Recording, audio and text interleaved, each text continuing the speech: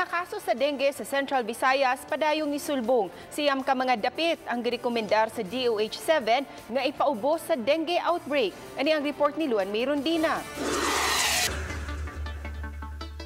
Unom ka mga dapit sa lalawigan sa Bohol, duha sa Sugbo ug usa sa Siquijor ang girekomendar sa Department of Health Region 7 nga magdeklarar og dengue outbreak tungod sa daghang mga kaso sa dengue nga natala sa maong mga dapit. Apan way niusa niini ang nideklarar og dengue outbreak. Ang dakbayan sa Lapu-Lapu nga ikaduha sa labing daghang kaso sa dengue Locop Region mitala na og 362 ka mga kaso sa dengue gikan Enero 1 hangtod Pebrero 16. Usa niini ang nakalas. They are tagged as the historic resort city. So that for one could affect, no?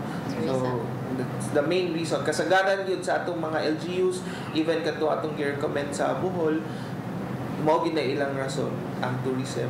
Ang ila siguro kaya pa nila i-manage, no? So unless siguro nga hands up na sila, so they get to declare it as an outbreak, so they get to help also from other agencies. So I think nag-assert sila sa ilang capability to handle these cases.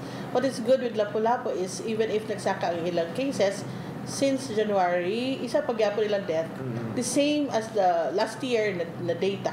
Matod sa DOH-7, miabot na sa 233% ang pagsulbong sa mga kaso sa dengue sa Region 7. Diin miabot na kini sa 3,681 o 28 na ang namatay. Pabiling naguna ang dakbayan sa Sugbo nga may 435 ka mga kaso o 5 ang nakalas. Gisundan kini sa dakbayan sa Lapu-Lapu, ikatulo ang Mandaue, ikaupat ang Dumaguete City ug ikalima ang dakbayan sa Danao. Kaya tungkol nagkasakasa na itong mga kaso, ato sang gibantayan gyapon natin mga LGUs gyapon nga gibantayan kung magpadayon pagsaka. But currently, atong mas gipalabdan nato ang atong surveillance and ni go down na to the barangay levels. Uban ni Godfrey Rilien, Luan Mayrondina, Balitang Bisda.